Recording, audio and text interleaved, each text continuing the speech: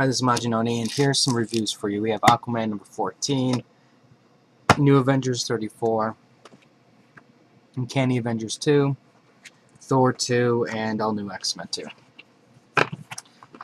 Okay, let's do Aquaman number 14 first, so this way we can get right through the DC and hit to the good stuff in Marvel. Now, this is the prelude to the Throne of Atlantis. So what we're doing is we're actually getting some flashback about Aquaman. This actually connects to about the time when Black Manta originally had gone on his rampage for the artifacts, and gives you basically what's to come. And basically, Aquaman it looks like is going to be going to war with his brother, and I think this is going to be a nasty fight. I really do like. I mean, the art is fantastic. I think, in a way, I think this is the right direction for DC with the way they're handling Aquaman, because in the past, Aquaman is a joke character. I mean, he only really got serious when he lost his arm to the piranha, and he was like the mean, vicious Aquaman. But that never really took, because he had a harpoon for a hand, and a lot of the longtime Aquaman fans got angry with that, and they retconned it back, so he got his hand again. Now, this, I think, is the perfect mix, because you have a character at the beginning who was treated as a joke, but through his actions, he's proven to be a lot more vicious, a lot more, I don't want to say super heroic, but, more of a man superhero versus his only power is swimming and breathing underwater and talking to fish type thing. I also like what they did with Black Manta. He gets captured, but he's in no way, shape, or form planning on doing anything with the Suicide Squad. And I liked his attitude that they did with that. Overall, I thought this was a great issue, a great prelude to the Throne of Atlantis, and I think it's going to be. I'm hoping this is going to be a really good series with DC. Okay, what we have here with Avengers End Times 34. This is the final new Avengers book by Bendis. So it's a little bit thicker, and so obviously you can tell he probably had more story to tell. And it's a big climactic battle with Brother Voodoo's brother, and it gets I don't know. It gets good and bad at the same time. I think generally the art was really good at the start of this issue, and then what they do is they go to these one-page fill-ins, and this is where you get a mixed bag of good and bad. Like, this is bad. This is well done, but it's not really a fight. This is somebody who's never looked at what the thing looks like, and he doesn't draw him like, a big enough body. It just looks like the thing from the movie.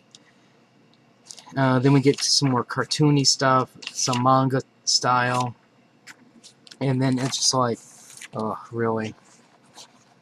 This is just, that whole section was horrible. But eventually, this is a little bit of a spoiler, but it's not that big of a deal. Doctor Strange at the end of the battle becomes the Sorcerer Supreme again. So basically what Bendis has done is effectively changed everything that he's done from the beginning of his run to the end. Now, I'm not saying that he changed Doctor Strange. Well, actually, yeah, he did change Doctor Strange. I forgot about that. Because if you remember what he did, even going back further than that, he had Avengers disassembled, killed off Hawkeye, no more mutants. We have the Scarlet Witch gone. We had the Luke Cage Avengers. You have like a bigger, I don't want to say a bigger, but a newer Avenger team. And then Doctor Strange did give up his mantle during that time period, because they had that they had Doctor Strange involved, and he didn't feel that he was worthy to wear the mantle anymore. So, and then you had the quest, to find the new Sorcerer Supreme.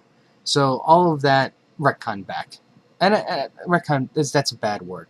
He basically what he did was he played with the toys and he put the toys back where they belonged. So this way, all is right in the universe, so to speak. And actually, I kind of liked what he did in that sense. You know, he gave us a long run with the Avengers um, that touched other stories, did big things, and it's now he's basically saying, "Okay, I'm done," and he moved on to something else. And he did it in a way where, while people were royally pissed off at the Hawkeye death, royally pissed off at the Avengers disassembled, probably extremely upset about Sentry, but when all is said and done, everybody's back. And granted, there's new superhero teams and things like that, but ultimately, it's pretty much the universe that you remembered it before he started all of this. So I thought that was kind of a good way to end it.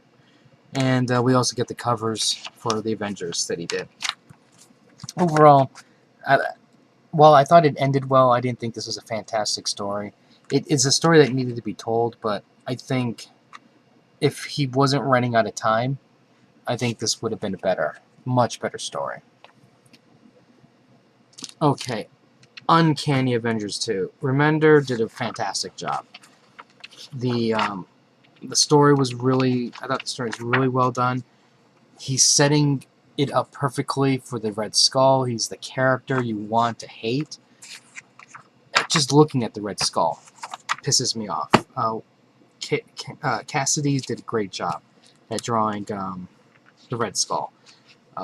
There's a nice little interaction between Wolverine and Cap about the direction of the mutants and how Cap is picking Havoc because he's the pretty boy, to lead the team in the face, and like Wolverine's against it, but right there you have somebody, basically thanking Havoc for saving, his life along with his wife, proving Captain America was right.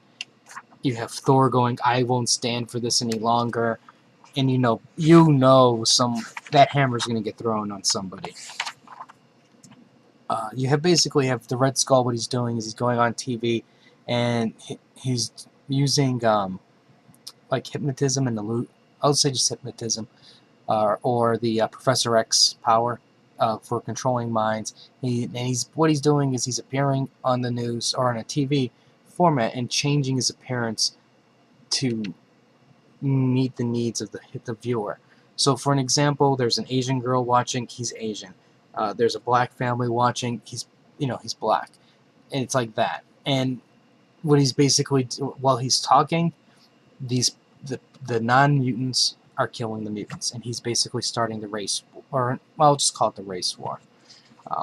Now, this is the Red Skull, but it's not the Red Skull that we know and hate. This is a different Red. It is the Red Skull, but it's not the same body or quite the same mind of the other one, because it's like a clone. And he basically was put aside. He is awakened, and he sat there, learned the history of what's going on, and now he's ready for vengeance.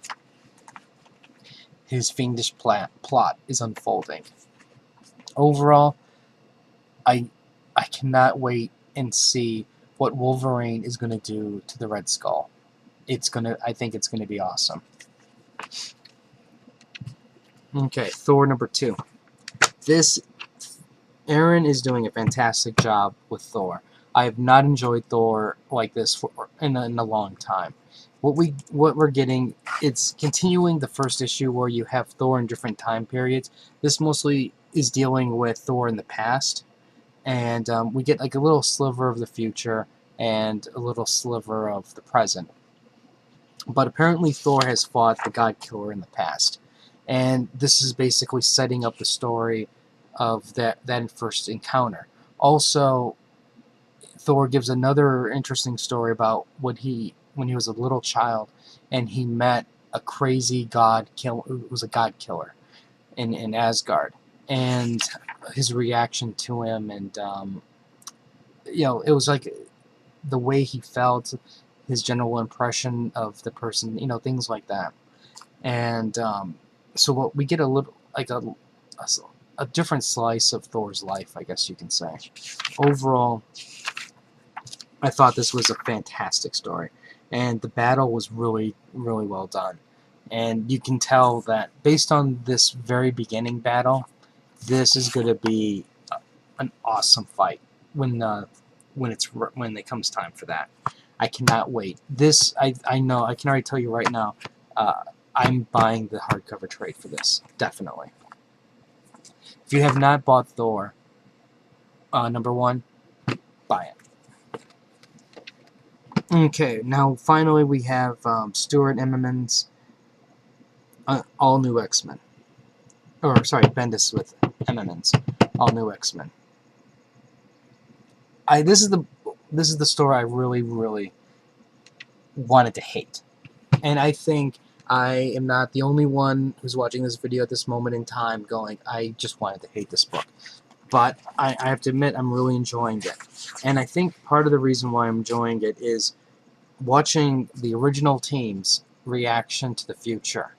And it's, I don't know, it's this innocent view of what's going on. It's like the way Iceman sees himself and the way they act and the way young Hank meets old Hank and meets Kitty and how they react, to each other. And in terms of the characterization, it's just so I'm really enjoying it, and I think it's well done. Now, I think you're going to find some people who are going to go, that's not the way that this was going to act, and blah, blah, blah, blah. But, let's just forget about that for right now, and just look at the situation where you have the 5 original X-Men, and they are, like, innocent and pure in a sense. And now they're thrown into this thing. And then, like, when they arrive at the Jean Grey school, it's like, wait a second, why is this called the Jean Grey school? I'm dead? What's going on? And then you have this awesome picture of Wolverine just, claws out, ready to slash up Cyclops. That was awesome. Wolverine teaching, yelling at the kids because they don't understand the concept. If the ninja master is facing you, that means it's a trap. And it's like, awesome. I mean, it's just little pieces of this thing that they're not really great necessarily, as its own little thing, but when you combine them into this whole package, that's why it's really putting itself together. And Immonen's really doing a fantastic job with this. I mean, I love seeing the young Iceman with the old Iceman. It's like such a contrast. I mean, especially with the young Iceman was like Snowman half the time. But now he's like, I mean, it's like, I can't even describe it. It's like, like the edges that are poking out, and it's, night and day almost. And you kind of, going into the young Iceman's mind, you're going, what caused him to turn into that? And Jean Grey's powers are awakening because of this transition, or this trip to the future. Before, she just had the telekinesis stuff, but Hank mentions, read my mind, and then she's like, I can't do that. And he's like, oh yeah, you can't do that yet. That plants the seed for her to read minds. And, in a sense, what he's doing is Bendis is kind of filling in a gap in time and explaining, I guess you can say, how some of their powers changed. And I know normally I don't like when people do that, but I think the way this is being written right now, I'm enjoying it. Now, 6 issues in, 10 issues in, heck, 3 years in, am I still going to enjoy the novelty of this? That I don't know. But I can tell you right now, as long as Bendis doesn't go too crazy on this, I think it's fine. But if I'm waiting for that fateful day when the 2 Scotts meet.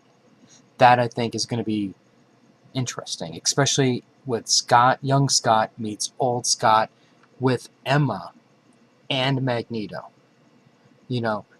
That's where I think you're going to have an interesting confrontation, so to speak. And I don't necessarily mean that in a violent way, but that's going to be like, what WTF moment.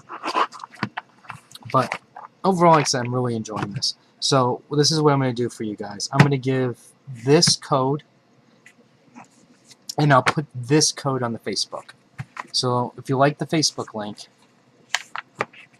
I'll put it there.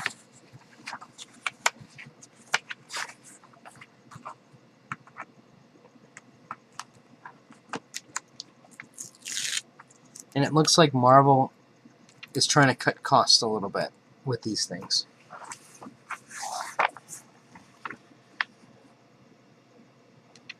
But I still appreciate the fact that they're doing this versus what DC does by making you pay more to get the digital code. And in case you can't tell, that last number is a 0. It's not an O. Okay, anyways, overall, out of this batch, I think overall fairly decent. I was only able to look through a couple other books. Like, I kind of skimmed through this, and this I was just like, eh. And I kind of looked through this one also. I cheated, looked through it. Ghosts. We're getting more of a story for that one. And when I looked at this, I was like, is this story still going? But hopefully it'll be good. Anyways, if you have any comments or questions, let me know. Rate the video up or down, let me know what you think. I'll have more reviews later. And if you like Thor, look for a manga called Vinland Saga. It's amazing. The blood and carnage is amazing. But then he loses I won't ruin it, but it goes into an era of peace, and you know the bloodletting is going to happen again. Anyways, if you have any comments or questions, let me know. Rate the video up or down. Let me know what you think. Like the Facebook link right there. More reviews later. Until next time.